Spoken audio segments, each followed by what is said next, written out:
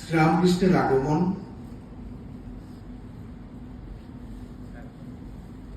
এই যে রামকৃষ্ণ সংঘ, এটা একটা হিস্টোরিক্যাল নেসেসিটি। রামকৃষ্ণ সংঘ একটা ইনসিডেন্ট, যেটা অ্যাক্সিডেন্ট নয়। কি করে ইনসিডেন্ট? যখন ঠাকুর সব সাধনায় সিদ্ধ হলেন, মাতাকে কয়েকটি ম্যান্ডেট দিলেন, আদেশ দিলেন। কে মা? ভবতারিণী স্বয়ং। জগদম্বা স্বয়ং তাকে কয়েকটি ম্যান্ডেট দিলেন। তার মধ্যে একটি ম্যান্ডেট হচ্ছে নতুন ধর্মচক্র প্রতিষ্ঠা।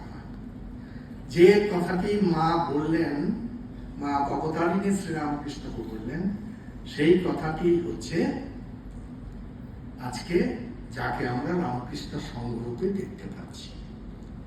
সেই জন্য রামকৃষ্ণ সংঘ অনন্য।